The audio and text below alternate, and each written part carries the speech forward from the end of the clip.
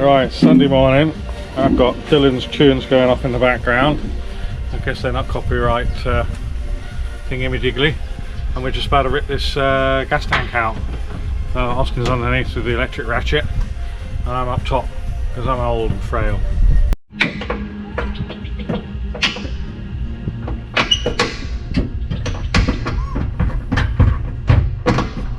Ready. Go. Not ready. Ow! Oh. All the bolts underneath are done now, so this is all loose. Get the pipes undone. Holding our breath just in case it's leaking gas. You're holding your breath, aren't you, mate? Mm-hmm. Good. Yeah, for about 10 minutes. If you turn like blue and fall over, I apologise.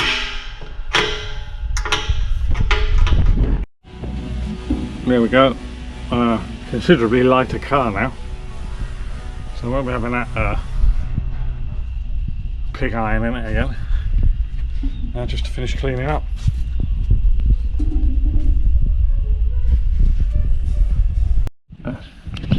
You? Hello. Alex is here, so he's holding the camera. Okay, so these are 100x4 PCDs with the wheels on, which are over there, these things, with dodgy tyres, so we can't roll the car around. And I wanted to put some 108s on there, some Ford rims on there, because I have some with good tyres on to roll it around on. What we use in the future is unknown, but you know, we need to roll it. So I'm just about to pull the caliper off the disc, and hopefully I'll be able to put these studs back in to the 108 PCD so we can fit our Ford wheels on it. The rears have got spacers on, so I think if I take the spacers off I can get the Ford rims on. So anyway, this car's been standing an awful long time, and the caliper is sort of seized on there, but it is coming off. There we go. I don't care about the lines, they've got to be changed anyway. The disc is loose, and this is the moment of truth. I think I said about these nuts here, more nuts. Give me nuts.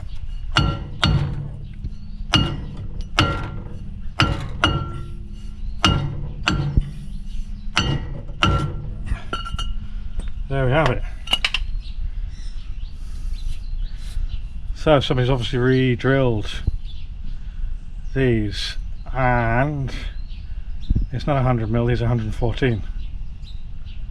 Because if they were 100mm, they'd be on a lesser diameter, on a lesser circle, on a smaller circle of PCD than these, which are 108.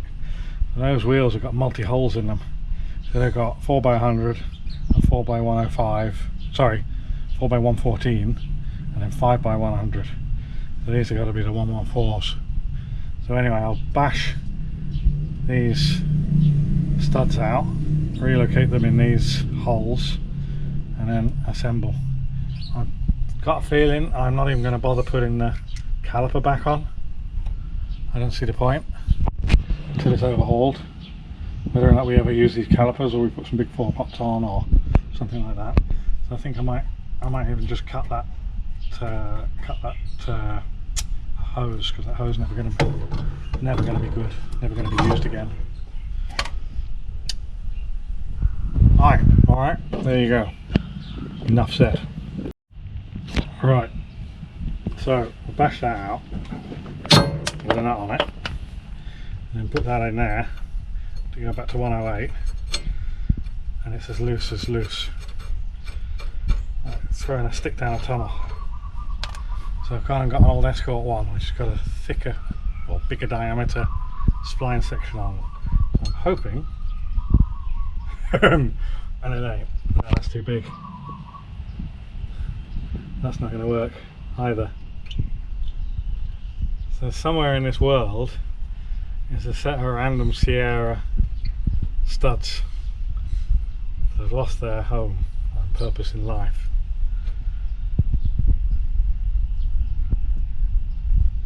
So I think we've got to, that looks like a thread, it's a bit weird. I think we've got to think a little bit more about this. There's different ways to do it. I could perhaps use these and find a way to lock them. Bit of foil around them or something like that. I did that before when I was a teenager. It worked loose because the wheel wasn't seated properly and I couldn't tighten them up, so I used some foil. Allow me to ponder. Okay, just get this last study out. There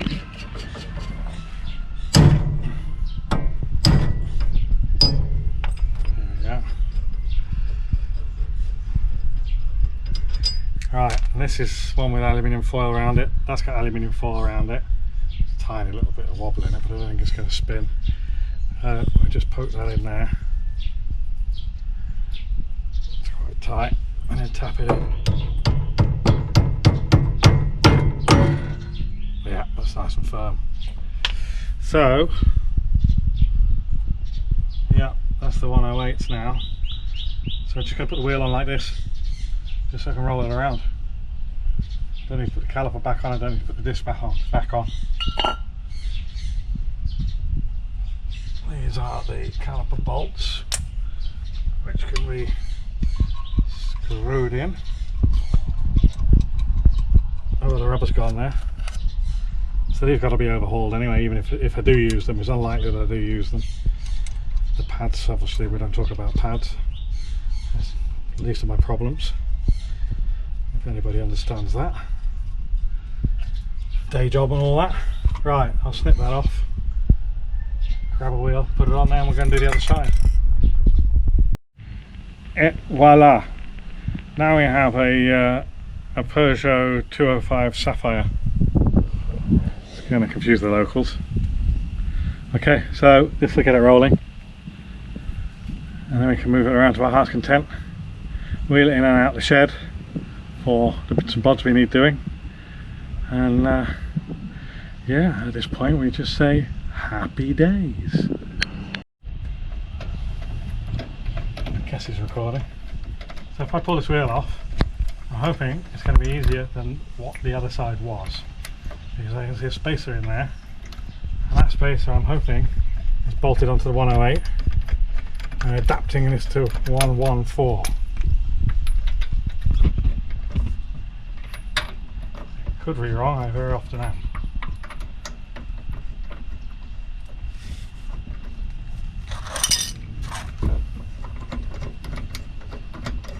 If that is the case, literally just take the adapter off and bolt the 108 wheel on.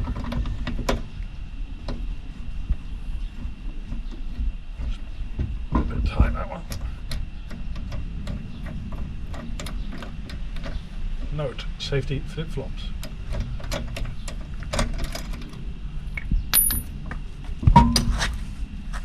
Right. I might stop filming, go and get a socket for that, but that's going to be a tight socket. How's that, 21 or something? Phew.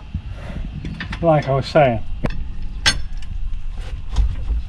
fortunately we've got a gear P, because this is the last in the world, the last surviving 2 litre Sapphire GL GLSI Auto. Apparently the website is showing none left in existence. Well, none on the road anyway. And this won't be on the road as an auto either. Soon. It'll be a 6-speed manual.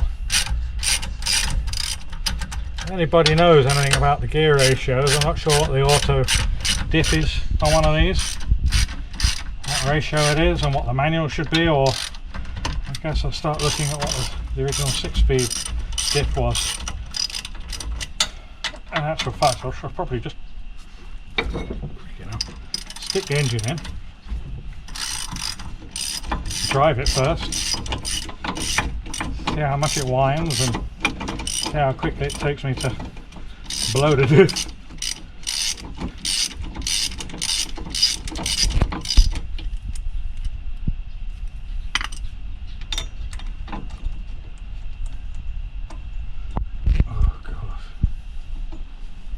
very slippery now.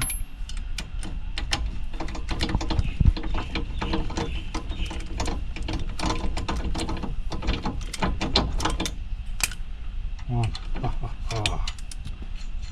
Two. Ha, ha, ha.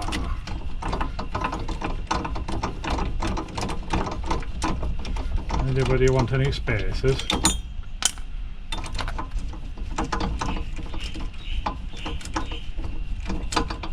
Nice white drum then, aren't they? But not as nice as disc conversion.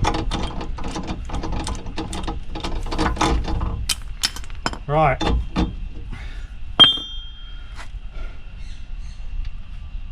I've no idea why this has got extra holes in it.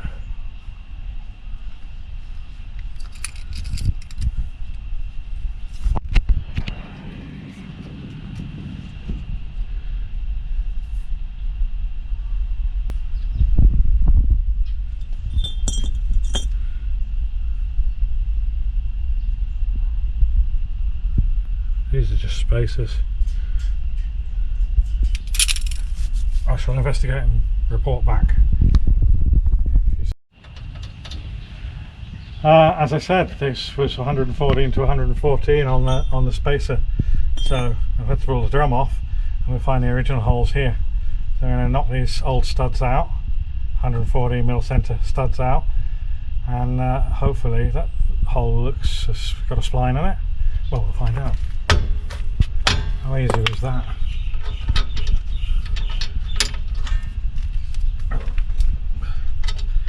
Whether or not that's going to... No, I've got to do the foil trick again. So again, I'm going to do just 2 of them, just to get the wheel on and get it rolling. But bosh these out. Bosh. Bosh. Bosh. Is it beer o'clock yet, Alex? Does the camera go that way or that way? No, not yet. Okay. Soon. Yeah, okay. Here we go. White sapphire, white wheels. What cool? How cooler could you be? And now Austin's just going to pull this rat's nest of a bonnet insulator out. And it's disgusting up there.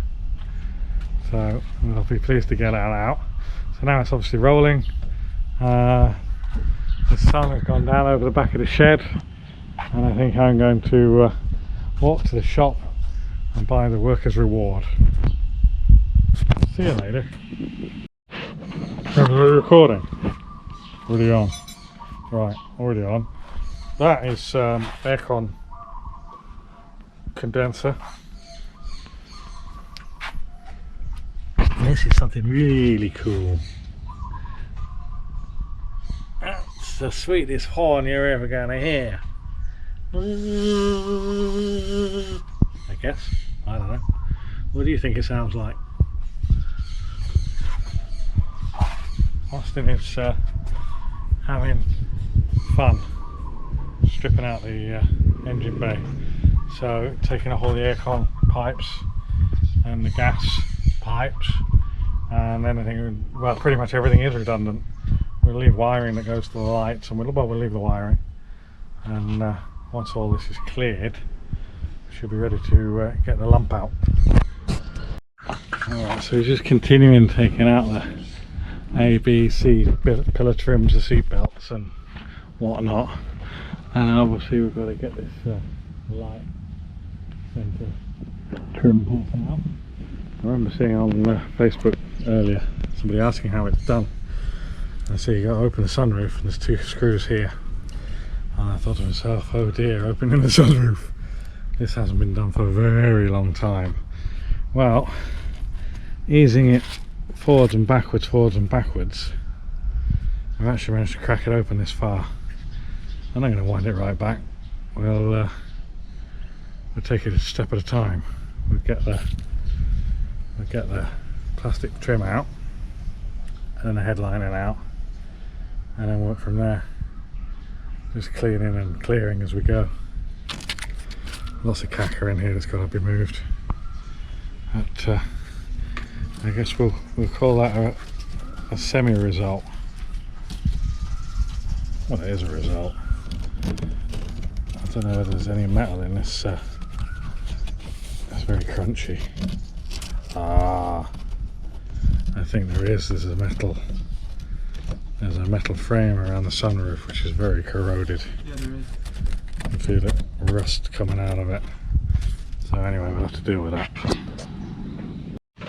So just coming out here with the roof liner, and this is a suggestion of, are actually rats living up in the headliner, which you sort of suspected because of that gap there and then all the staining and whatnot. But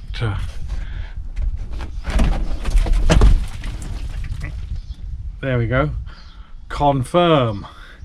Rats living in a penthouse headliner of Yow Sierra Sapphire. Yuck. Okay, so we've had them under the boot lining, under the head lining. These are the things you have to deal with when you want to restore the possible only remaining Ford Sapphire in Thailand.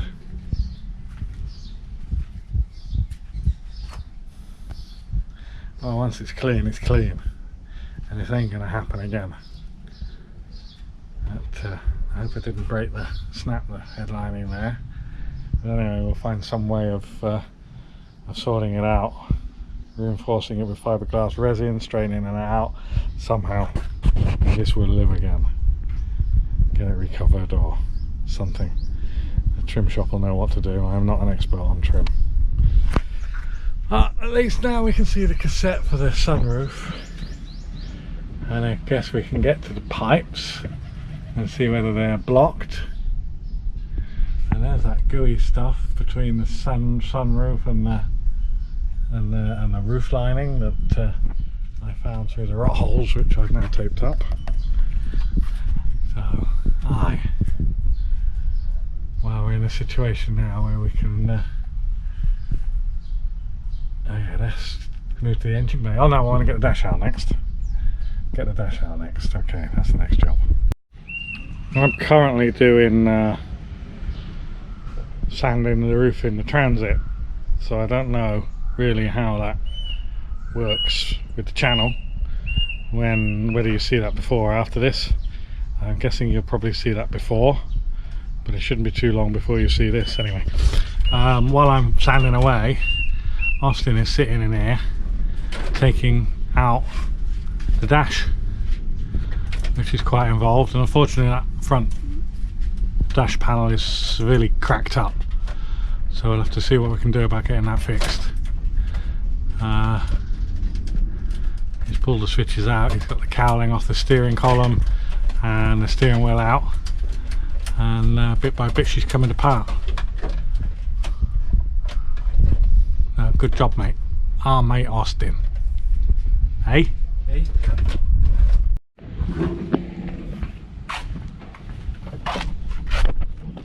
Now here, take out the lower part of the dash. Is it easy to take out the lower part of the dash? No, it is not. Why is it not easy to take out the lower part of the dash? Because it is very difficult. Too many screws. Oh. So if we put it back with less screws, would that be easier? No. Why not? Because if we don't put the screws in, it will go rattle rattle. Okay. Do we not want it to go rattle rattle? No, we do not. Why do we not? It is annoying. Okay. Thanks. You're welcome. Bye bye. Bye bye. Updates. So dash is now out. That's a bit of a struggle to see really. Oh, it should be okay. Dash is out. There's the aircon unit, which is disgusting. That's the next thing to come out, so we can get the sound deadening sheet out. Once the sound deadening sheet out, we strip the engine bay. Once the engine bay is stripped, we can weld up the battery tray, paint the engine bay, and move forward. Put a post on the Sierra pages, one of the Facebook pages, asking how to remove these roof strips. And yeah, you basically put your fingers up. I'll do the other one, I get Austin to video it. But you just leave them up. Clips do break, but they do look as though, well, hopefully we can find replacement clips. Yeah, they do move. Right, okay, so I guess they slide out, and we can either rearrange them so that the front and rear ones are intact. But anyway, this is the things you find under your roof bar. Yuck. I had to get this out because one, we're going to weld this up, and two, we're going to paint it. Alright, this is the other one. So literally it needs it up.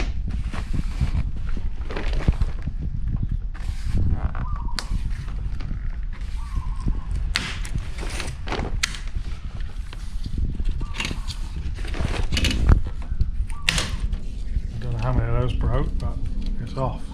Still intact. They still appear to be intact. That one's lost one of its teeth, and these two are all good still. So that's not bad going. We also have more lizard eggs under here. This is obviously the perfect environment for cultivating lizards. We seem to be getting ahead of ourselves without any real updates. But here's an update. Our master mechanic, Mr. Austin here, has now stripped the interior. We've left the loom in, there's no need to take the loom out. We had to take all the sound deadening, dampening material off, which is loads of. All up here now, it's everywhere. It's everywhere. We had to get that out because of the rot in the battery tray and the bulkhead there, which is the only rot we have, but there's no way we can plate that up properly with the sound deadening in the place, because it's just gonna go woof up in flames. So he's putting all the clips back on. Actually, could probably just put them in a box somewhere. They don't get in the way then, those ones. But yeah, what a great job. What a great job. A little bit of rust down there, I think I showed that before. Do you say this is the cell that's full of foam? It's in there. It's just in that rocker there, in the kick panel. The seals aren't, are they? No.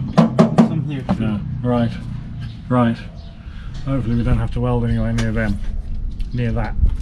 But there we go. Update on the Diamond White Sierra.